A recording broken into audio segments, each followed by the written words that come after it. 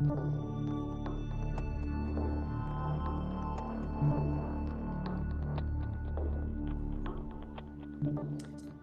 and welcome everyone to the Wall Street Blockchain Alliance's Crypto Roundup for Friday, November 15th, 2024. Ron Quaranta here with my amazing friends and co-hosts David Brill and Josh Klayman. David, Josh, good to see you both. Our usual disclaimers before we begin. For everyone in the audience, thank you so much for joining us. Obviously, nothing that we're discussing should be considered accounting, legal, investment, tax advice. David, Josh, and I are not endorsing any particular tokens at all. And obviously, everything we're talking about are our own personal opinions, don't necessarily represent the opinions of our firms. Josh, David, as we begin to approach the holiday season, we are all busier than ever. David, Josh, how are you both? I'm doing great. Feels like the crypto industry got gifts in their respective stockings for whatever holiday you celebrate early this year. We are definitely, I don't want to say basking in the glow, but certainly the crypto market has responded positively to the election results. And David, Josh, I know there are a couple of races still to be called. Josh, what are your thoughts? We're still talking elections. We had our Monday kind of post-election wrap up, and your phone, I'm sure, as you mentioned, is ringing off the hook. Yeah, things have been blowing up in every which way, but positively. I should specify positively. I had a birthday yesterday. Happy birthday! Yes, happy birthday, Josh. Thank you. And I feel like this whole, the buoyant energy of our space has been like one long party for the past, I don't know, week or so. So feeling David, good. Josh, yeah, it's been super busy, and I have to admit, David, and I'm sure we'll get back to the steakhouse bet, but once we broke 90,000, my wife was saying, "Is there a chance David buys the steak dinner?" I said, "We'll see." David, I wanted to start with some of the macro stuff if I could. I know there's been a lot of data that's happening, and Josh, I hope you don't mind, but the macro's been on my mind. Earlier this week, I think it was Wednesday, core CPI came in above 3%. So again, the Fed saying we're making progress on beating inflation. December rate cut, David, probably baked in. I don't see that not happening. The other thing that happened this week, David, and I really want to tie it to crypto prices and kind of the overall macro conversation, was retail sales. So October came in stronger than expected. I think it was 0.4%. They expected 0.3%. Shoppers still be shopping. I would imagine that's going to be a higher number even in December. The thing that made my head explode, David, the revisions for September. It was 0.4% in September, meaning it looks like retail sales are slowing. The revision, 0.8%. They were off by 100%. So again, always worried about the veracity of data. If for no other reason, then it's hard to get accurate data. David, how is this impacting what we're seeing in the markets? Well, clearly these revisions are troublesome, and we're also data dependent, and we're also data dependent on bad data. Yeah.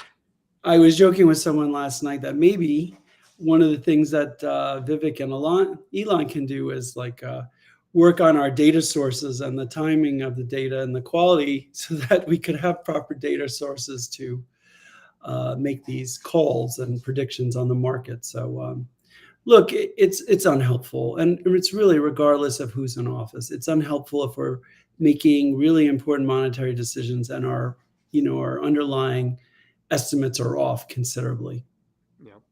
Josh, I know we joke about you not following the macro, but I think you do follow the macro. And I wonder in your day-to-day, when you hear these things, does it change your perception of what's happening in the economy, what's happening in the crypto markets? When you get the Bentley gassed up, is it still like, more expensive than you think? What's your kind of personal opinion on some of that?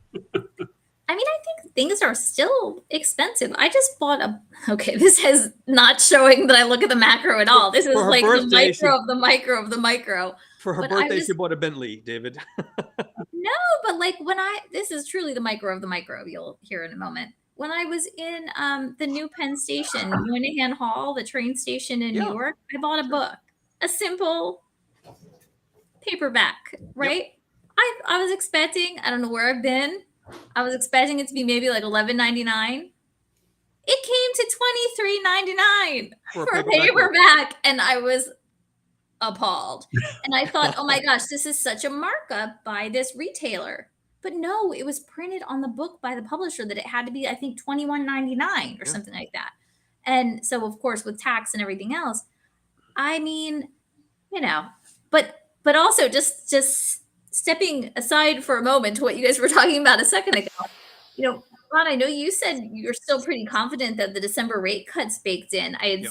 seen an article that was relating to this, saying that on CME Fed Watch, the odds had gone down from like 83% to like 60 something percent about the likelihood that after the Fed chairman's recent comments about the economy, about whether that rate cut is likely to move forward.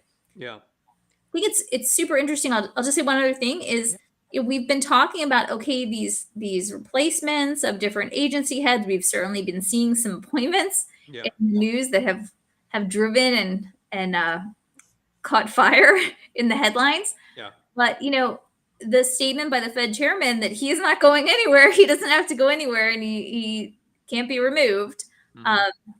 Obviously, other than for cause, I would imagine. What do you think of that? So I'll weigh in with a couple of things on the interest rate cut. It really is important to think about what the Fed looks at compared to the data that we talk about and industry pundits on Wall Street talk about. And Kenley, Josh, to your point, the day-to-day information people see, like we live in a world of information. Every time someone buys a paperback book or goes to buy a mocha latte at Starbucks and pays $11 for it or whatever the number is that my wife loves at this point. The data that the government looks at and the data that the Fed looks at are things that we don't experience every day. The everyday person doesn't think about CPI. The Fed looks at things like owner's equivalent rent, and there are economists out there that will tell you that's a made-up number. No one pays something called owner's equivalent rent. David, when we see this, to Josh's point, one of my concerns is the Fed responding A, to the wrong data, or B, to old data? And that's the thing that always concerns me. And I know I sound very cynical about it. Everyone's saying inflation is beaten. When you look at some of the data, inflation in certain areas in the aggregate is over 4% still. And I worry that interest rate cuts, I think the interest rate cut is baked in, Josh, for December, simply based on market expectations. I honestly think that the Fed doesn't respond directly to market expectations, but a lot of economic models that the Fed has will point to them cutting for December and then pausing. Lots of words coming out of my mouth, Josh. I'm sorry. David, tell me I'm wrong. Tell me if you're seeing it differently. No, I'm just amazed that romance novels are costing so much these days, Josh. I mean, I would call them beach reads. Oh no, all joking aside. Look, there's a lot of interesting cross currents at play, and I think one of them is the bond yields are still high and not reflecting these rate cuts. Right. And so, as we've talked about before, the stronger the US dollar is, it's not beneficial for crypto. And I think generally speaking, it's not beneficial for our economy in general. So clearly the market is saying one thing and the Fed is trying to direct the market to a different place. And then when you have these data points that are probably supporting the market's view of what rates are versus what the Fed's view, it's challenging. It's really challenging. And, one of the things I think we've all heard, regardless of what the political spectrum you're on, is that, it's the economy, stupid. And, people, I think inflation was either the number one or number two issue for people in this voting cycle. And we do need to find a way to deal with this. Costs are continuing to rise. And obviously, we're not going to have price caps. We're not a Marxist society. But we do need to find a way to reduce costs somehow, or just keep it.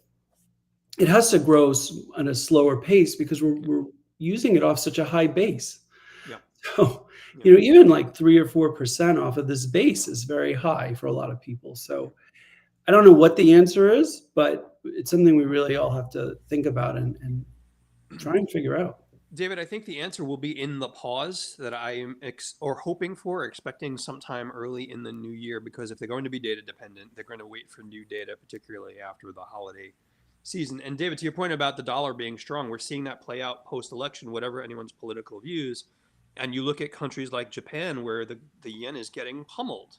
Yep. And when your dollar, when your currency is being beaten up that badly, they're literally looking at doing currency intervention. it negatively impacts that country's economy pretty deeply. David, let's and Josh, let's bring it back to the world of crypto. And the three of us have argued that crypto is a macro conversation. A couple of things, David, I want to start with. Outflows in spot ETFs, I think for both Bitcoin and ETF have increased. There were outflows over the past week. David, I call that a bottom indicator for prices. Tell me I'm wrong. Well, look, we had such high flows in after the election. Yeah. I think people are forgetting that because the election was so contested, and even though we called it here, who we thought would win, yeah, a lot of money was on the sidelines. So I think you saw all this excess money on the sidelines in cash go into the market in different places and go into, the Bitcoin and Ether ETFs. So I'm not necessarily concerned. Look, we had a big move. We moved from, 60 or 70 up to 93, and we're sort of, hovering around the 90K level. So, markets, it's just not always going to be up and to the right unless you're MicroStrategy. And, for the rest of the ecosystem, I think it's a little bit of a healthy pause. I do want to talk of some things that I've been seeing that I want to share, but what's your take, Josh? Are you surprised we're pausing here or seeing some outflows, or what catches your attention? I mean, I not that I'm a great wizard of all crypto prices, but I mean, I think just in general, it's never really been a smooth path all the way up, right? We are always seeing movement. So, I mean, to the extent, Ron, if what you're saying is the case, which I think many agree with you in the market, at least journalists and others, if this is the bottom, I mean, the bottom's gotten pretty high. So that's, yeah. I think, and I see we have some comments from Greg Murphy in the chat. I forgot to look at the chat. M2 flattening, Greg Murphy shout out, which is interesting. Generally, when you're looking at M1, M2, M3 and the flattening of the curves of currency usage, you look at diminished economic activity broadly. Greg, I think I'm interpreting that correctly. There's not many friends that we have out there that quote M2 stats off of the St. Louis Fed. Josh, go ahead. I'm sorry. Well, for those who are watching, Ron, can you share a little bit about M2? Oh, God. This is bringing me back to economics days. So I think M1 is cash. M2 is cash demand deposits. I think I'm definitely screwing this up, Josh. M3 is probably add-on savings accounts to that. It's basically the quantity of money in circulation in the country in different methods. And I know Greg, just macro stuff, Greg Murphy, and appreciate it, buddy. Brings me back to the 80s and my macro classes, Josh, but it's generally how money is moving through the economy, the mechanisms by which it's moving, how that is counted, and whether or not it's accelerating or slowing. And those are usually indicators of economic activity broadly. Man, really put me through my paces. Greg Murphy, thanks, buddy. So I want to go back to my original question. If we got outflows on ETFs, David, am I wrong that we've hit a bottom? And if I'm not wrong, what's the bottom? So this is where it gets complicated. I think there are multiple issues at play. So we've had this big move, about a 30% move in this short period of time. And I think generally speaking, both the market and people and market participants are very bullish about what a Trump administration could mean for crypto, and especially for crypto in the US. That being said, we are also seeing that the dollar is strengthening. And so that's something to consider. And also, there's a lot of leveraged positions that are in profit. So I think the wallets in profit right now are somewhere in the high 90%. Mm-hmm. And usually at some point that has to work itself out. Yeah. So I continue to be very bullish, but I'm kind of watching different levels, like around 87 and 86, to see if we sort of stay in this range, or if we are, if we see the market sort of sell off a little bit and some profit taking take place. But I do have to say, Ron, looking at the charts, I will say this, I'm saying that you still have a chance, but I'm still feeling extremely confident about our little wager. To the point we've raised many times, David, none of the three of us lose, no matter who wins. Yes. Shout out to Adam. Track obviously the M stats track the growth of the money supply, which go hand in hand with inflation. I want to move off of the velocity of money conversation. Greg Murphy, thanks for the comment. We'll come back to it. I do want to bring back one more thing, David. You've brought up the election, and obviously there are folks that are very happy or very upset about the election. But that being said, it really comes down to who are in positions, and one of the more important positions in my mind personally, that I don't think has had any nominees in the upcoming administration is Treasury. There are a couple of reasons in my mind why that's important. But Josh, David, do you agree? And I know Jamie Dimon got the post on Truth Social that it won't be him. And I think given how much he makes, he's probably happy about that. But David, Josh, do you agree with that? And do you have any estimates or predictions about who might be Treasury Secretary? What are your thoughts, Josh? So I don't have any predictions on that. I think what I've seen so far, what we've seen is it could be anyone. It could be anyone. Yeah, there's no So I standard think, nominees in this administration coming up. Right? yeah, I mean, talk about shaking things up. I think there's a lot of there are a lot of possibilities. I want to hear David's thoughts on this, but I also want to talk about a potential crypto czar after that, if that's okay. So, I think, and again, I don't have any direct knowledge, but, it seems like Howard Lutnick has been not so subtly putting his name out there for the position and advocating for himself. There's another name out there that's just escaping me at this moment, that I think somebody who's deep into finance who's also interested in the role. Look, I think everybody generally has sort of been of the view either they're very pro crypto or if they're not pro crypto, they're supportive, but they're not sort of advocates for it. So I don't think of the Treasury position.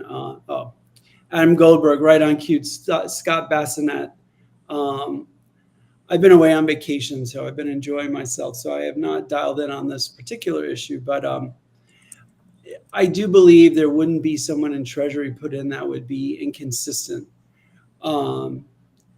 with the goals of the administration regarding crypto. Like, I don't see that. But I do want to mention one thing, and I had an interesting text conversation this morning with Doug Landy from White and Case, and Jay Klayman, it looks like, will be the head of SDNY, and it's very interesting because for all of you who don't remember, Jay Clayton was the one on his way out the door who brought the Ripple action, or signed off on the Ripple action. So.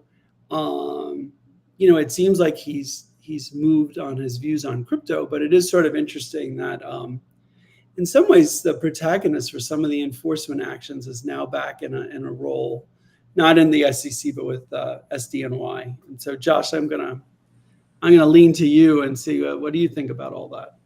So, I mean, Jay Clayton, from what I've heard, was wildly popular at the SEC when he was at the SEC, like a real man of the people. Right. And I think, we saw his views, I think, evolving while he was at the SEC. Granted, that big swing with Ripple on the last day was quite a big step. But we did see him go from saying, listen, ICO sounds like IPO to, getting on the bandwagon once Director Hinman had said that, in his view, in 2018, right, that offers and sales of ETH weren't offers and sales of a security. So, and we also saw after Jay Clayton left the SEC, I believe this is true. I don't know if it still remains the case today, but I believe he became an advisor to Fireblocks, the crypto custodian. So, I mean, I think it could bode quite well for our space. Certainly the New York AG has been very active. Yeah. And to that point, Josh, what for those who may not know in the audience, and certainly for a dinosaur like me, what would going to SDNY do for the industry? How much influence does being in SDNY does he have vis-a-vis crypto cases, or any cases for that matter? I mean, so I'm probably not best positioned, not being a litigator, to answer, but what I would imagine, if we think about what Mark Yeda, the SEC commissioner, said on Fox Business relatively recently about, the SEC's war on crypto must end, and basically saying enforcement actions where it's based on a failure to register and there's no allegation of fraud or harm. Yeah. Right. That those types of things need to fall away, or the emphasis should not be on that. I mean, I would imagine that the focus will be hopefully on actual harms, right? Right.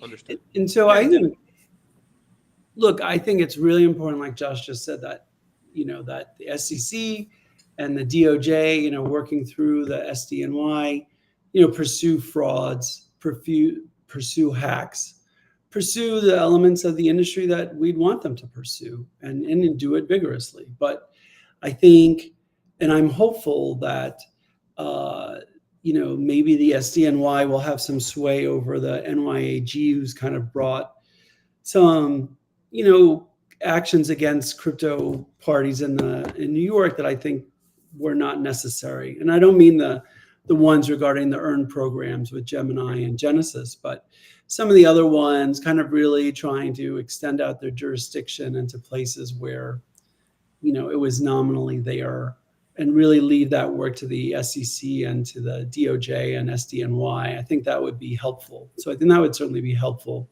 Yeah. And my sense is, again, reading the tea leaves, is that, former President Trump and soon to be President Trump hasn't been a fan of some of the judicial actions that have been brought in New York, and wanted somebody strong, based in New York, to maybe be a check and balance over some of the things that have been done on a state level. Yeah. And I would just emphasize, I would just emphasize that just because there is enforcement or suits against crypto players, it doesn't mean anti-crypto. Like, I think what comes to mind is, for example, the SBF hearing, right? Yeah. I don't think, when I look at that doesn't seem anti-crypto to me, right? That seems anti-fraud. Yeah. Yeah. So, and I think getting back to that, where we can have anti-fraud and anti-bad things and not anti an industry. Yeah. And to the points the three of us have made many, many times, which is, look, fraud is fraud and should be prosecuted. Illicit activity is illicit activity, and industry participants that are quote unquote legitimate, responsible industry participants, Josh, should face the consequences of that. Josh, would it be inappropriate for David and I to nominate you as Crypto Czar? You brought up Crypto Czar, so we're going down that road. So I think it's really fascinating that post remains open. Now, I will say, like, some folks, like our friend Val at FinHub, she is an amazing, in my view, I think she's done an amazing job across now two different presidential administrations. But in terms of a policy czar, I've heard Ron Hammond's name being batted around, and I think he'd be a pretty good choice. I think Smart young man. Yeah. I think one of the sticking points has been, at least what's been reported, is that, can't hold too much crypto, has to be de minimis amount. So I think that some are saying that could limit who could become the next crypto czar. But I think it would be a great gig, but that definitely disqualifies David and yourself if it's you got to hold minimum amounts of crypto. Josh, David, we started going down this political route, election route. Let's continue the conversation. We've been talking about the SEC. News recently, obviously the fire against their crowd kind of really got stoked past the election. And we've had conversations that that's really not how it works. There's anticipation that Chair Gensler will potentially resign. And David, there was a speech that he made, I believe it was yesterday, and some of the wording was read as him saying goodbye while taking credit for, I'm going to paraphrase, the successes of the work they've done in the crypto space. Part of me felt a visceral reaction to some of that, David, which was there were some real failures in the crypto space. Yeah. During SEC's watch. Did you read that, David? And did you have the same perspective? So first thing I want to say is that I am also supportive of Ron Hammond as a candidate for that Smart guy. role. I think he's really been in the trenches on this, and it would be uh, nice to have a fresh face and somebody who's really kind of been living and breathing this the last few years to be in that role. So I would support that. So to answer your question, I did read it, and look, I think everybody should have a chance in these administrations when there's a change in office to sort of resign gracefully. And if I think it would be great if maybe he just resigned between Christmas and New Year's, and just that news story passed on. I think the majority of people, when looking at the run at the SEC, probably will see it as, and for crypto, is really an abject failure on many fronts. The lack of creating any regulatory regime and sort of this unbalanced legal approach of claiming their crypto asset securities, and then the judge has to sort of, wrap them on the knuckles and say, well, that's not a thing, you've made that up. And then, the debt box incident where, a TRO was obtained inappropriately. And frankly, that almost I've read somewhere like between $250 million and $500 million in legal fees and costs that have been, that the industry has suffered to defend actions.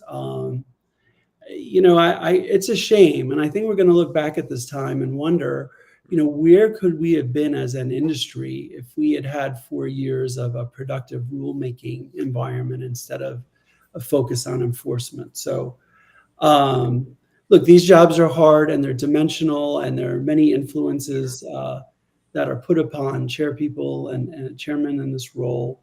So I think if he could gracefully resign, between Christmas and New Year's, and we go in with a new chairman, I think that would be best for the industry. Josh, weigh in on this if you could, please. Yeah. So I think, not that I'm a Gary Gensler biggest fan, Yep. By any stretch. I think we do have to remember that right in the middle of his chairmanship, FTX happened. Yep.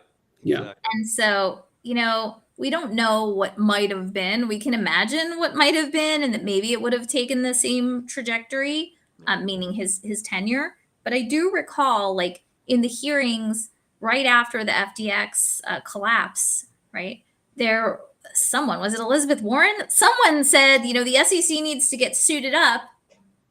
And I recall Gensler saying the SEC is suited up. Right. And so I think that it's possible that he may have seen that as, backing for the stance that he already was taking. Yeah. But certainly if SBF hadn't, if that blow up hadn't happened, if those crashes hadn't happened, which saw us, I think we went from in the 60s, right, with Bitcoin price down to like 17 or something like that. Yep. Lots of people hurting, lots of people having challenges. I think that really, well, we can blame Gensler for a lot of things, or we can point the finger. I think that the bigger finger needs to be pointed. Maybe that came out weird, but it needs to be pointed at. We know where you're going with it. FTX and some of the other. To that point, Josh, to that point, and again, we can talk about who's fans or not fans of Chair Gensler. To repeatedly testify before Congress and say that the Securities and Exchange Commission is the cop on the beat, and not be on the beat when FTX happened, is really concerning about that kind of what is the focus of the agency. David, I cut you off. Go ahead, buddy. I'm going to push back on Josh a little bit here. I think that the fundamental moves of not investing and having people in capital and trading in markets or corp fin think about a regulatory regime and really use assets and resources to go after and prosecute different players in the crypto space. I think fundamentally that was a wrong move. And then, and what built upon that move was not having the regulatory sort of infrastructure in place that may have been able to prevent the FTX of the world and some of the other blowups. And then, I think the political backlash, it's been reported that, Chair Warren and Gensler were deeply involved with FTX and had a lot of meetings, and needed to do something to sort of deal with the fallout of that, and then maybe that was the reason why we got this rash of enforcement. So I think, look, we don't want people who participate in our space to be hurt. We don't want regular customers to have bad experiences. We also are not going to underwrite people's buying and trading choices. And, we're all adults, and crypto goes up, crypto goes down, but we don't want to see people harmed when centralized entities have challenges. But I think fundamentally, the position of not sort of staffing up the regulatory side and really focusing on enforcement is probably the part that will get focused on the most when we look back at these 4 years. Yeah. And is it okay if I just respond a little bit? Yeah, of course. No, I was totally playing devil's advocate. I was just imagining a different outcome. No, I mean, because I think it's pretty clear that Gary Gensler was very personally, was individually controlling what was happening at the SEC. He was not giving a lot of latitude, as I've heard, to people to move forward in ways that weren't exactly in his agenda. And we've seen that, including, even at a very, personal, professional level, where clients have sought no action letters, right? Didn't get them. Or we've seen, projects go before Congress saying that they tried to go in and register. Exactly. And that, lo and behold, didn't happen. So no, please no, I am, that was just trying to imagine a different future. Josh, David, I want to wrap up that topic with one thing. And Josh, let me stick with you for a moment because I think it's important. The Fire Gensler crowd, some have this vision that Gary Gensler walks away and then the sun rises and then crypto is wonderful and all accepted. And we've seen some commentary in the marketplace that tells us that may not happen that way. And Josh, specifically, I'm thinking about the multitude of cases that are still in courts. David, you referenced it earlier. It's enforcement, but it's CorpFin, but it's the other divisions in the SEC. We might not see the result the industry thinks we're going to see for some time. Josh, do you agree? And do you have any thoughts about the current state of cases in the crypto space? For me? Yeah. So, I mean, listen, I think I'm not a litigator, as I've repeatedly said. Yep. I think it's hard for the cases to just stop. Right. I do wonder whether we may see now, with respect to the Ripple matter and an appeal about that, whether we may see some movement on that, about whether the SEC even wants an appeal anymore. We certainly saw in a different context, on a different matter, where I won't go into details, but where someone non-crypto went into a court and said, actually, I need to restudy this because I don't know if I still want to bring forward this case, right? Or this matter. I wouldn't go into that, but I think you guys know what I'm talking about, involving the president-elect. And so, I think what we may need to be mindful of, and I think some of our colleagues, including Klayman, Siddiqui, Jenner, and others have said, is we need to be careful. The plaintiffs' lawyers, no matter what kind of a change the SEC may have in its enforcement attempts or enforcement stance, plaintiffs' lawyers may not be as strategic, in terms of trying to build out a body of law, and may nonetheless bring suits. I think also, to the extent that we have judges that may have already taken a particular view, like Judge Rakoff, for example, if cases come before Judge Rakoff, does the SEC's changed stance affect the judge's view? I think these are all interesting questions. David, thank you, Josh. David, go ahead. So I think it's a fascinating question, and I think there's and this is something I'm going to write about when we do our end of the year sort of 2025 predictions for the WSBA. But look, I think there are a few different outcomes. One is, if there is momentum on getting a market structure bill approved, that it certainly could be in the judiciary's place or the SEC's place to say, you know what, we're going to pause these proceedings and we want to see what Congress is going to bring forward to regulate this space and defer to Congress. They also could just choose not to bring these appeals forward. I don't think, in the Ripple case, for instance, I don't think the judge would compel the SEC to continue forward with their appeal if they chose that, in light of circumstances, they're willing to accept the offer Ripple made and settle the case. I think my sense is, depending on who becomes chairman of the SEC, is that, either in certain cases we'll see them settled with a fine, or I think we'll see them, either paused or pulled, awaiting, congressional action being taken on market structure and some of the other elements in the bills. David, no matter who chairs the SEC or how the SEC operates going forward, am I hoping in vain to get a definition of sufficiently decentralized? I think you have the chance of that upcoming as much of a chance of you winning this bet with me. Just throwing that bet out there. David, Josh, thank you both so much.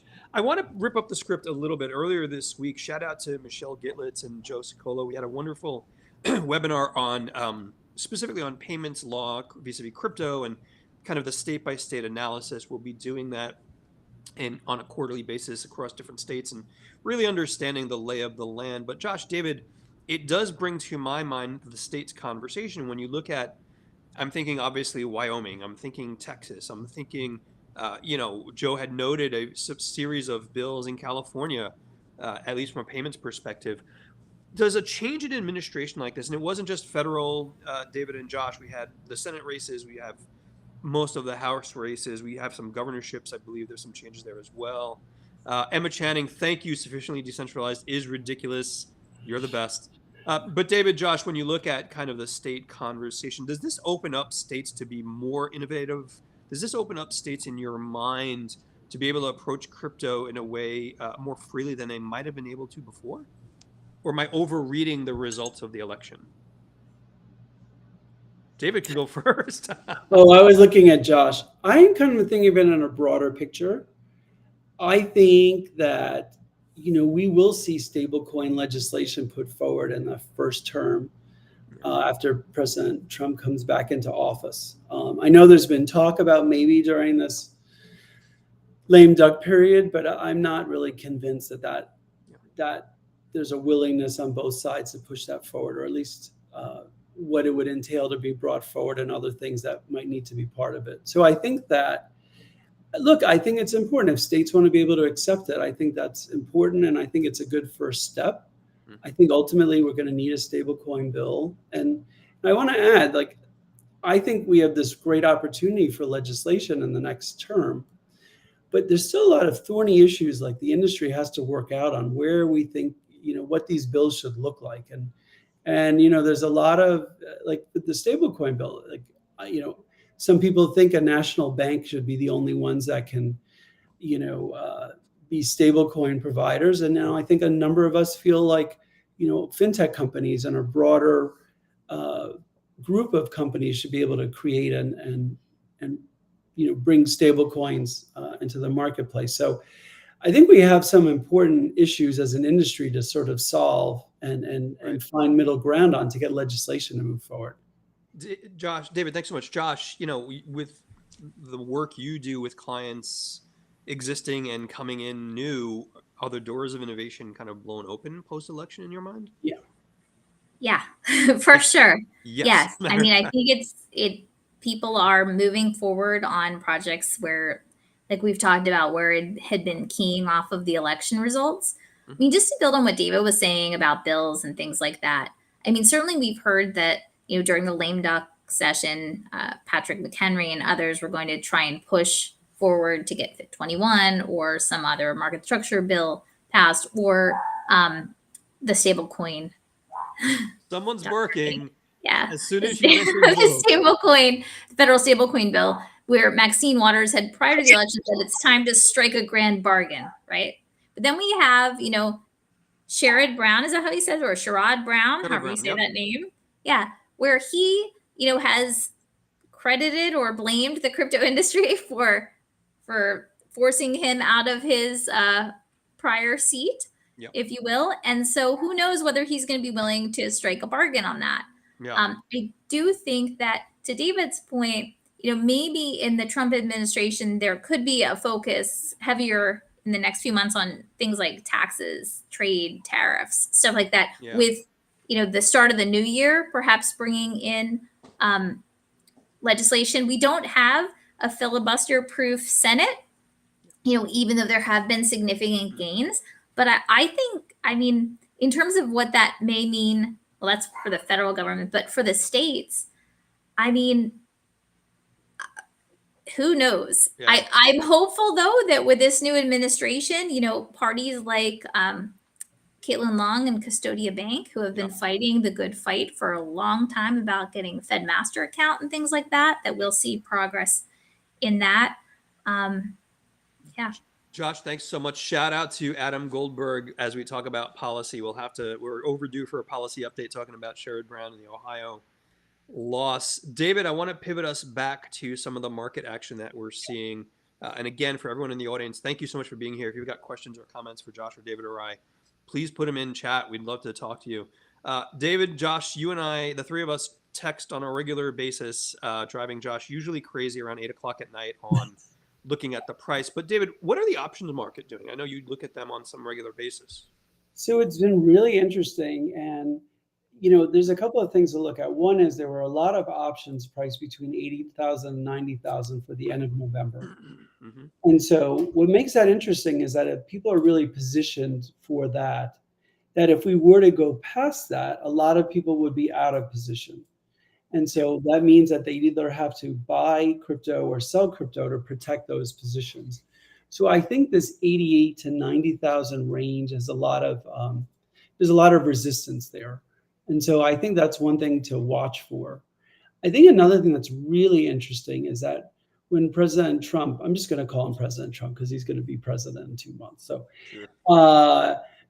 When soon to be President Trump part 2 takes office, there's talk about no capital gains for American-based crypto companies. Yeah. And, suddenly, on my screen, when I looked after work, I saw Ripple was up 15% and Cardano had a big move. And a couple of other US-based crypto companies had, sizable moves. So, I think it's worth paying attention to the market and the trading and some of the tokens to see, where some of the sentiment is. And with the example of Ripple, there have been holders who've been holding for years, hoping for, price appreciation to back where it was before the lawsuit. So it'll be very interesting to see, sometimes the markets can be a proxy for where people think, the laws are going or these cases may be going. And so I think it's really worth seeing what happens there. And one other thing I wanted to mention is that, ETH, of all the tokens, really ETH has not moved much compared to Bitcoin, which is at an all-time high.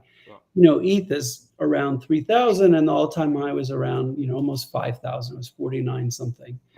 I think it's really interesting to pay attention to Ethereum and see, how that trades in the coming months, end of the year, because I think one would expect with an ETF in place that we should see somewhat significant inflows if people want exposure to crypto, to both Bitcoin and Ethereum. So I think it's going to be really interesting to see, how those trade and how those move in the upcoming months. Josh, when you trade out of your whale wallet, again, to the extent you want to comment on market moves, what are your thoughts on some of the things that David said? I want to give you a little bit of airtime about it. Or you just buy and hold, and that's it. I think David's crystal ball has been pretty spot on. So I'm waiting for the David and Ron fund. And the wager comes back to haunt me yet one more time. Emma Channing, I just want to address the question. Who do you think should replace Gensler? That answer is David Brill. Would someone with commercial litigation experience make sense? Interesting question. Do you think that we will see the U.S. get back into DLT space race and come up with something like ECB's DLT trials? This brings us back to, or Monetary Authority of Singapore's Project Guardian. David, Josh, this brings us back to conversations the three of us have had in Washington and with colleagues, not as lobbyists, certainly, around things like safe harbors. Mm. Josh, will Commissioner Peirce's safe harbor recommendation come to fruition? And then we should get back to who should replace Gensler, but I feel there's a wager coming and I don't want to be part of it. Josh, why don't you start? So, I mean, I do think, and I believe Commissioner Peirce sort of raised this in some comments a few days ago, the need for there to be some breathing room for projects. And we've Right. seen the Safe Harbor 1, Safe Harbor 2 from Commissioner Peirce. I mean, we've also heard discussions about maybe bespoke, disclosure documents that actually, to the extent that something had to be disclosed or a filing had to be made, that it would actually be meaningful for crypto projects. I think to Emma's questions, one, just starting with the last part about the DLT space race, I mean, I think digital financial market infrastructure, these changes are coming. These are coming, and the projects that Emma mentioned, and rightfully so, they're huge, like very important initiatives where we see public-private sort of partnerships, at least in terms of proof of concepts and things like that. But I think, the tokenized traditional securities and really changing the rails, that's coming, holding aside crypto. So I do believe that we will get back into that. In terms of a new person for the SEC, I mean, we've seen names in the market. We've seen a number of commissioners, Hester Peirce, Mark Uyeda. We've seen a number of law partners, including Rich Farley, Norm Champ, who I guess also has been at the SEC at various times. We've seen, I won't go through the whole list, but there's a whole host. I don't know who it should be. There was a David, Ron, what do you guys think? Well, there was a rumor for a long time that it was Gallagher over at Robinhood, who was a former SEC commissioner, if I recall. David, weigh in. What happened to that possibility? I thought that was almost a lock in many people's opinions. I mean, I'm not close to Dan personally, but I could certainly see him wanting to stay in this really interesting role at Robinhood that he has. And by the way, Robinhood is a perfect example of where our regulation went wrong in this process over the last 4 years. So no, I don't think we want someone with a commercial litigation background. I think we really want someone who really has a strong grasp of capital markets and really understands the implications of like what tokenized securities are and the implications of what does crypto look like in a regime where we have all these legacy tokens. How are they going to be treated? These are real thorny, sort of thoughtful questions. And I think better than a litigator, I think somebody who really understands markets and the history of markets and has real hardcore work experience in a bank or a real, solid financial institution would be really helpful there. Which is exactly why I recommended David Brill, but I'm not sure. I'm not sure. Josh, go ahead. I mean, to that point, I agree. I think the SEC's focus, I hope, will be reclaiming the focus in one of its mandates on capital formation, right? And I think someone business minded. I mean, it could have been Gensler. That's the whole thing, right? Like it could have been Gensler if it just weren't Gensler.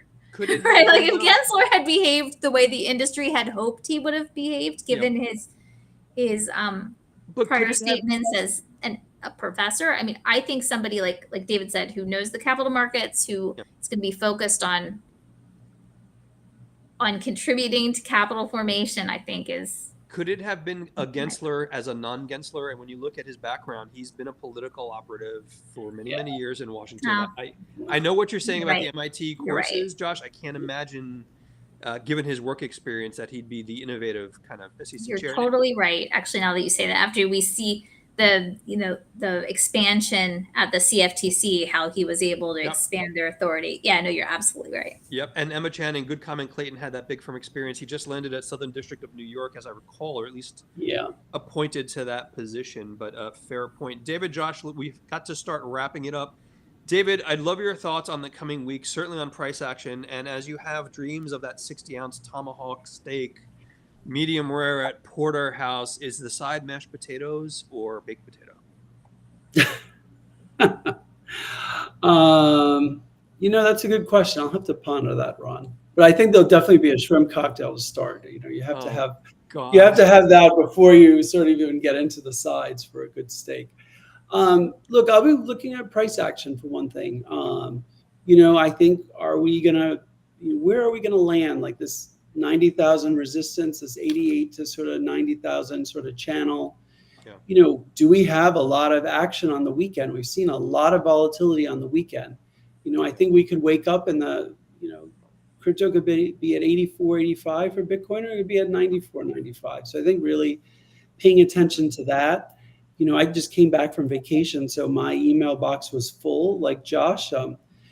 Companies who've been sort of waiting to see the results and are ready to start looking at projects more seriously. And I just want to take a 1 minute to give a shout out to my team at FTI. Yep.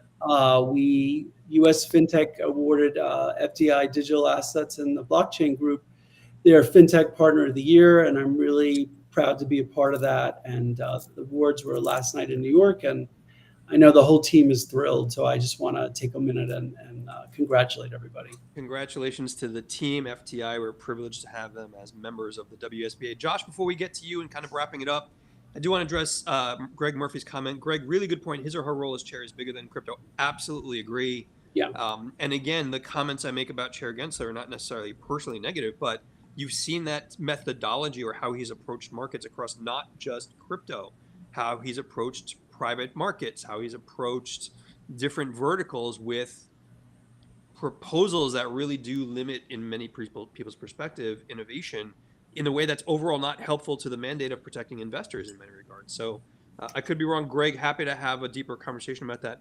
Josh, as the Bentley pulls up for the weekend for you, what will you be focusing on? So one thing yesterday that was filed in I think the Eastern District of Kentucky was a suit by several Republican state attorneys general and the DeFi Education Fund. I think that's what it's called, right? Suing the SEC and the 5 commissioners and trying to, as I understand it, prevent the SEC from bringing additional enforcement actions against trading platforms. It also brings up again the major questions doctrine and things like that. I'm going to be reading through that because I've only skimmed, but I think that's something I'm interested in. I think, yeah, I'm also going to be just following the appointments. I mean, it's like a popcorn kind of eating thing. So what about you, Ron, as you polish that fine boat of yours, as you get out on the yacht for a little Saturday cruise? I will continue to watch the appointments and get my thoughts on some of what's happening there. We've got a bunch of publications coming out with the Wall Street Blockchain Alliance before now and the end of the year, so we're spending a lot of work on that. And on Monday, for everyone who's watching, we have a webinar for those of you who are interested on the accounting side of things, how to deal with the new broker regs. Apparently, a whole bunch of brokerage firms in the ecosystem of crypto are not prepared for what's happening on January 1st, 2025. And they need to be. So info at WSBA.co if you haven't seen it. We've also blasted it out publicly on LinkedIn. If you could join us, that's great. And then last but not least, David, besides picking out the nice Bordeaux for the steak dinner, I'm probably going to lose the weight or two, but maybe not. We are also planning the holiday party where WSBA members get together in New York City, probably in early December, to have great conversations. Looking forward to that. So we're working on that as well. David, Josh, always a privilege. We're going to leave it there. Emma and Greg and Adam, thank you all for the great conversation and the great questions. Have a great weekend, everyone. We will see you next week.